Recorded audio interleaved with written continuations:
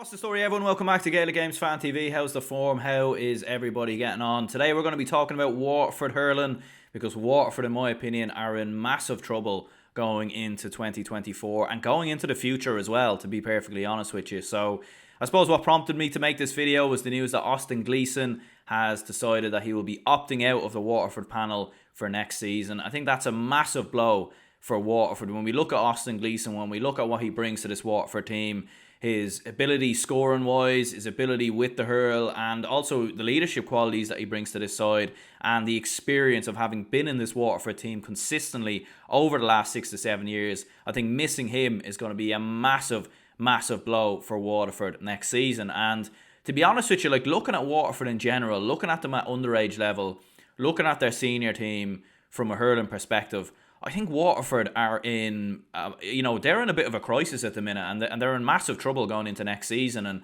like, when we look at teams in Munster, we look at the competitiveness in Munster. Like, Limerick are not going anywhere anytime soon. Like, they're going to be the dominant force in hurling for the next couple of seasons. And when it comes to the Munster Championship, I know, they had a few scary moments this year, but they're not going anywhere. They're going to be thereabouts next season in the All-Ireland and in Munster, no question. I think Clare are not going anywhere. They have a very good side, young players, a lot of very talented hurlers in their ranks, and they won't be going anywhere. Cork have got a huge depth in their panel, and I think for Pat Ryan, it's just about putting the pieces of the jigsaw together. They've got good underage as well. I think Tipperary the same as well. I think Liam Cahill will work things out with Tipperary, and they will come good. And again, huge amount of underage, huge amount of depth in their squad to build off. But I look at Waterford and I think Austin Gleeson is not going to be there next season, and they've had no underage. They've no players coming through. Like, Waterford have won just one game of their last 14 matches at under 20 level since they won the All-Ireland in 2017. Let that sink in.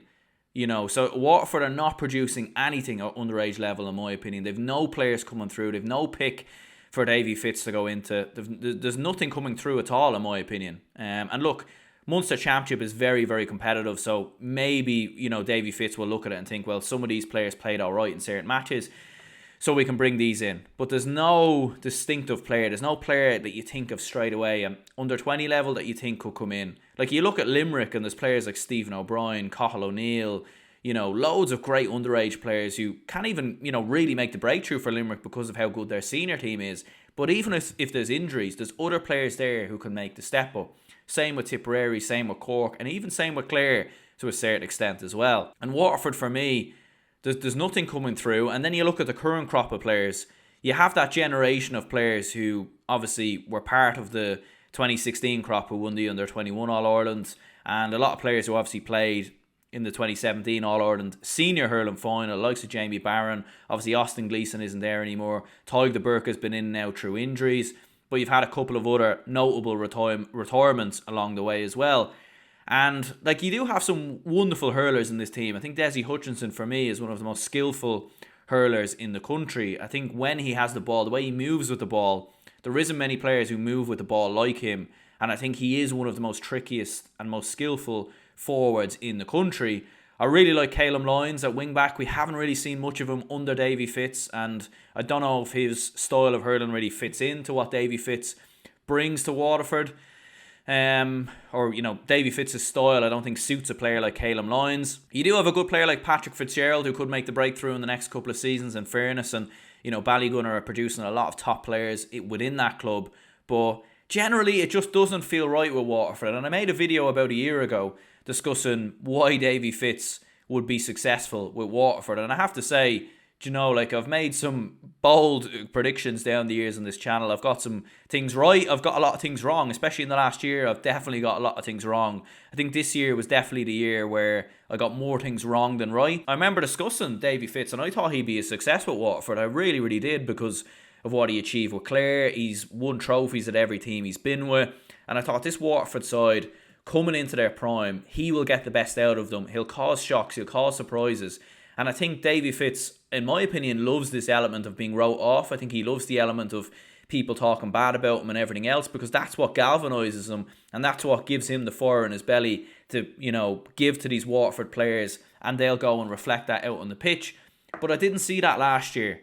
And I'm seeing players opting out. I'm seeing players not making themselves available for Waterford, such as Austin Gleeson. And it just tells me that Waterford, in my opinion, I think are going backwards. I really, really do. And when you look at how competitive Munster is at the minute, as I said, Limerick, Clare, Cork, Tipperary, all teams who've got a lot of underage in the last couple of years. Maybe Clare not as much, but look at this year for Clare. Like, there's players definitely brewing there, whereas Waterford don't.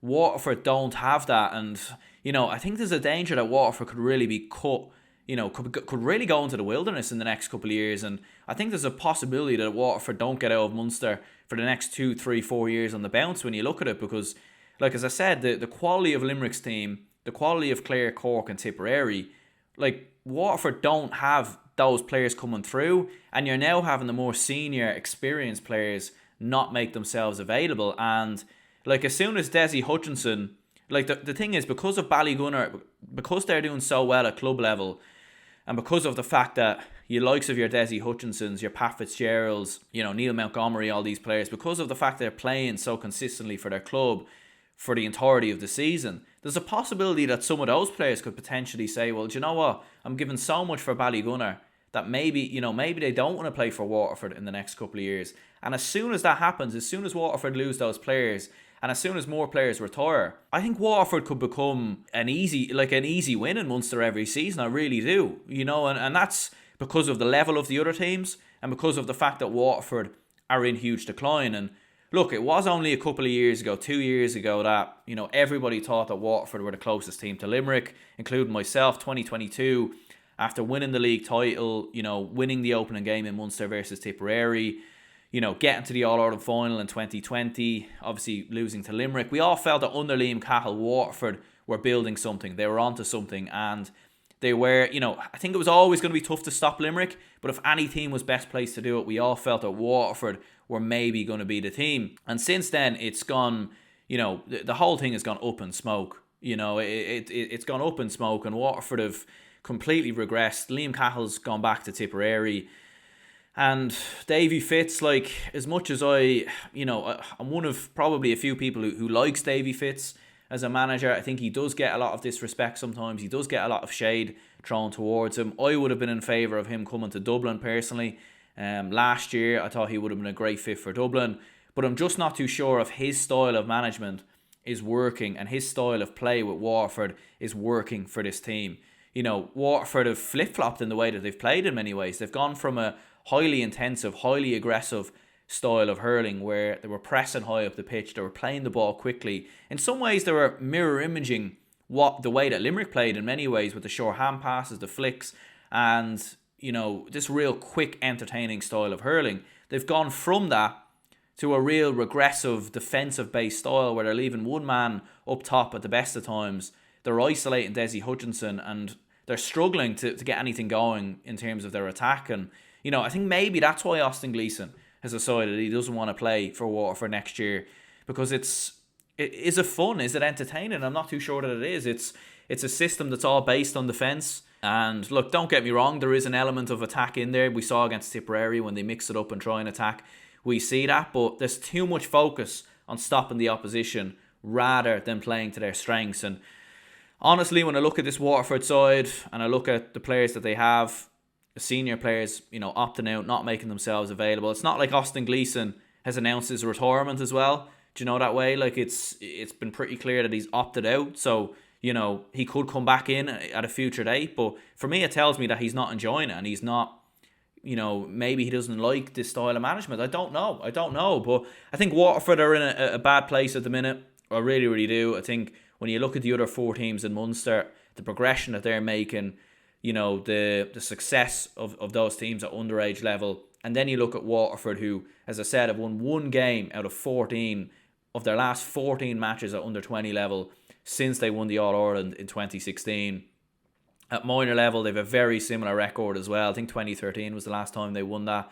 And, it's not looking good. It is not looking good for Waterford right now. I think the massive question marks have to be asked behind the scenes as to what exactly, is going on there. Because even when you look at Waterford across all codes, football as well, fair enough, the ladies' football and camogie seem to be doing a lot right at the minute.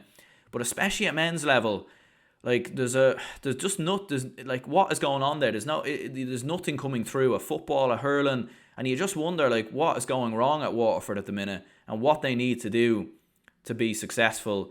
And I don't know, and look, some people will say, well, look, Waterford, when you look through the history of them, they haven't won an All-Ireland in 64 years or whatever. But through my lifetime in the 2000s, 2010s, Waterford were always super competitive. They would always take scalps.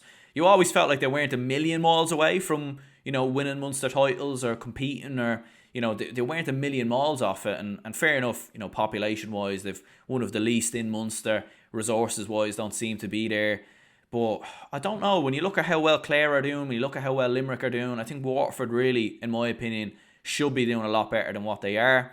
And I think the wilderness could really be a possibility for Waterford hurling over the next couple of seasons, which is a shame because, a couple of years ago I really enjoyed watching Waterford play. But yeah, let me know your thoughts, your opinions in the comments down below. What do you think about Waterford at the minute? Are they going backwards? Are they in massive trouble? What do they need to do going into next season to improve and possibly kick on? But it's not looking good. It's not looking good if you are a Waterford fan, in my opinion. But anyway, hit the like button, subscribe. My name is Aaron. I'll speak to you all soon.